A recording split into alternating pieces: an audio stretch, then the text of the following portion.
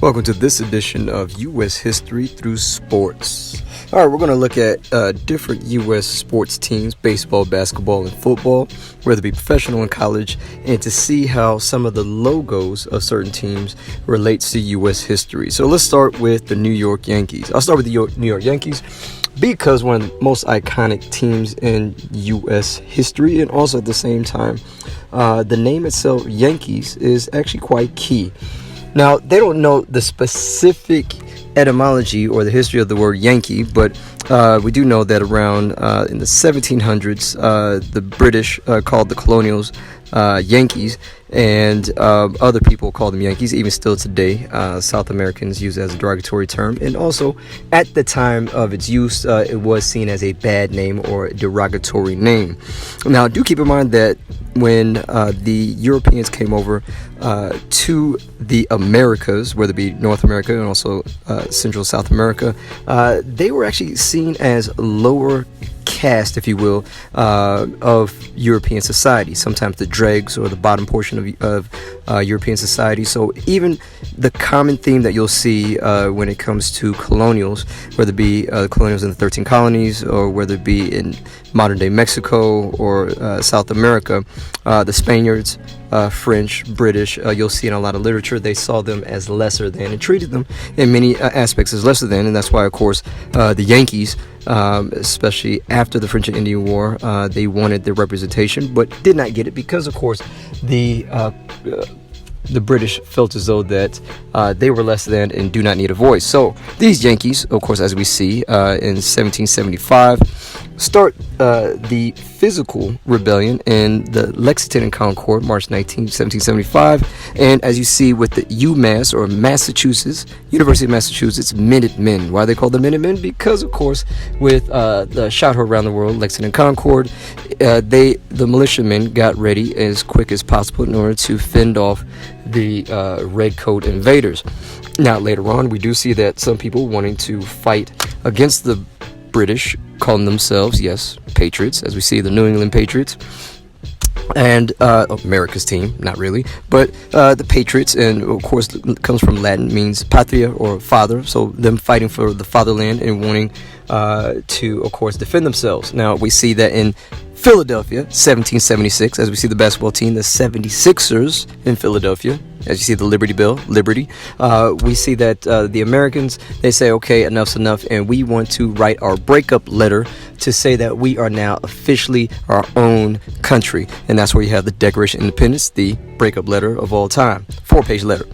All right, so as we see, the war goes on up until 1783, Treaty of Paris, and the Americas, of course, are established with 13 colonies and also their land past the Appalachian Mountains up until the Mississippi River. But of course, you have some people that were still holding that land, and they call themselves the Native Americans, but many different tribes. They're not one monolithic group.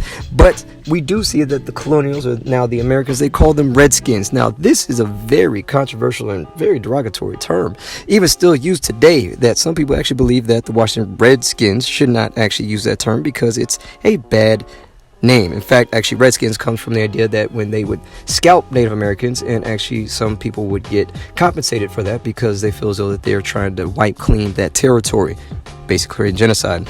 All right, so we go mosey on down. 1803, we do see all the way down south. Yes, in Louisiana, we have the Louisiana Purchase, 1803, with Thomas Jefferson. And if you see the logo itself of the New Orleans Saints, it's the fleur de lis, which is the flower lily. If you go back to the French Indian War, that was the actual part of the French flag before the French Revolution in 1789, but that's another story. All right, so United States doubles its size, 1803, but do keep in mind that after the American Revolution and U.S. is its own territory, they are getting hampered and also bullied by, of course, the British, the French, other groups, pirates, and everybody else, because they're the new kids on the block. So, of course, the United States have to defend themselves, and they choose the biggest, baddest bully out there to fight in the War of 1812. And yes, we have the British. Now, with that fight in itself, we do see that comes out as, some people say it's a technical tie, but really, hey, if you get your capital burned and you get turned back and you're offensive, if you want to call it a tie, all right, tie. But in the War of 1812, at the last battle, we see, let's go down south again, New Orleans Saints, yes, the Battle of New Orleans, 1815, and we see that this battle was actually quite key. The man of the hour at this time was Mr. $20 bill Andrew Jackson, and with that battle you do see that in the middle you see where the Tennessee Vols, or the Tennessee Volunteers, they called themselves the Volunteers, and Tennessee is called the Volunteer State because many volunteers came to fight from Tennessee to go into the Battle of New Orleans in 1815. Anyway, big battle. Andrew Jackson becomes a big name guy, and we now see that he is a big man on campus. Now he makes even more of a name for himself when we see, let's go down to the flowery state, Florida, which was owned by Spain at the time, but Spain had a lot of issues on itself, trying to battle with the revolution of Mexico, holding its own colonies. But Andrew Jackson was, kind of peeved that, of course, African slaves, or African American slaves that were going from Georgia, South Carolina, going into Florida and seeking refuge with the Florida State Seminoles, a Native American group in Florida, and also the pirates in Florida, Buccaneers, like Tampa Bay Buccaneers, as you see down there, were basically doing border incursions into the United States. And so Andrew Jackson said, hey, enough's enough. He goes into Spanish Florida and, of course, wreck shop down there. Caused a big commotion. Spain's like, you know what? Hey, how about we deal with this? And we have the 1819 Adams-Onis Treaty, which the Florida Cession, as you may call it, and the U.S. gets Florida for about $5 million. Now, as we move west, and of course they're moving more quote-unquote Redskins west, or getting rid of them, and we do see that like the Oklahoma Sooners, that right there is a little bit actually a term in the later 1800s when Oklahoma becomes a state. But do keep in mind that with the Trail of Tears, a good amount of Native Americans were put into Oklahoma, but then unfortunately a lot of their territory were taken by Sooners. People grabbed lands and had to put markers for their family for that land.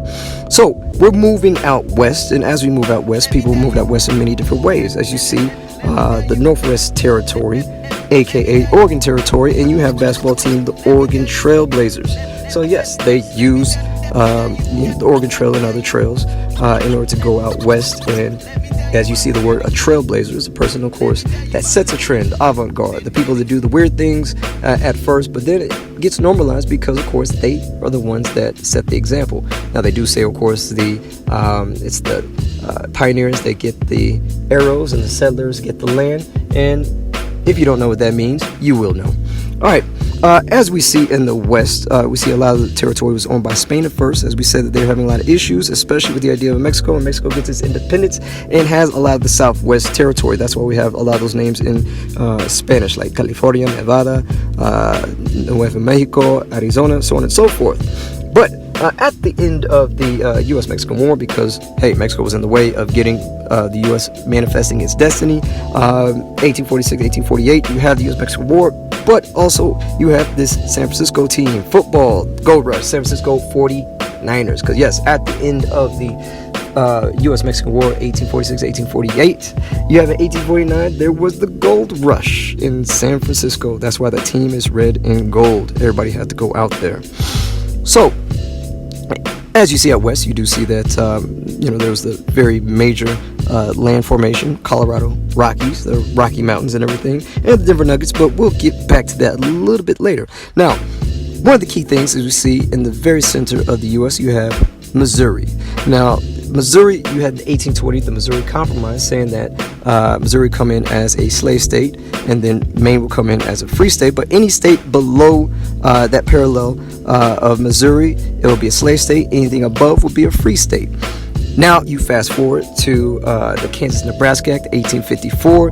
You had the belief that, hey, instead of those two states being free states because they are above the Missouri parallel, they said, hey, how about we let popular sovereignty or people vote on Kansas, Nebraska if it's going to be a free state or a slave state. That was a very, very critical issue, because then you had a flood of pro-slave staters and then anti-slave staters going into this one territory, especially in Kansas, which leads to the Bleeding Kansas. And as you see, the two teams, Missouri Tigers and the Kansas University Jayhawks. Even when you see in college football, when they have rival week, you'll see Missouri going against Kansas University. The Jayhawkers versus the Tigers. Jayhawkers, of course, were seen as anti-slave state individuals going against bushwhackers, a band of guerrilla fighters going against the northern aggression of the northern Jayhawkers. And of course, some of them, they call themselves Tigers, going around and bashing each other, pro-slave versus anti-slave. So Jayhawkers, Missouri Tigers, those two teams, of course, lead to, even still today, of what happened with the Civil War. Now, with also the Civil War, you'll see that in 1861, you do have, in Denver, there was the gold rush, and that's why you have the Denver Nuggets. You see the pickaxe and also the nuggets on the bottom, and that's going to be key because after the war, especially in Reconstruction, you do see that there's going to be a move out west because, of course, people want to take advantages of the opportunities out west. But let's go to ourselves back to the East Coast, and you'll see in North Carolina you have the UNC, or University of North Carolina Tar Heels. Now, where does that name come from? Tar Heels. Well, allegedly, the black and white poor workers that worked in naval stores, they actually worked with resin and tar, and at the end of work, of course, you're sticky, you have things on your feet or on your shoes, call them Tar Heels. Now, this was actually a derogatory term, especially pointed out towards poor whites, and they actually use that term, just like with Yankee and other names, that people see it as a bad term, but yet they flip it and they'll embrace it, and then they redefine what the word is and take pride into it. So the North Carolina Tar Heels, even stories saying that during the Civil War, the Virginian armies had called the North Carolina armies, which of course they each had beefs with, but smaller beef compared to, of course, what was going on in the Civil War. They called them Tar Heels, and those soldiers allegedly had a reputation of sticking together because, of course, they had Tar Heels sticking together and everything. You get it? And they kept that name. That name has stuck ever since. Yes, pun intended. So, University of North Carolina Tar Heels, and it stems from, of course, a little bit pre-Civil War and also during Civil War era. So, there you go. U.S. history from, not really inception, but, the colonial era all the way up until the Civil War. So, do keep in mind that, hey, history does have its place, and it still lingers everywhere you go.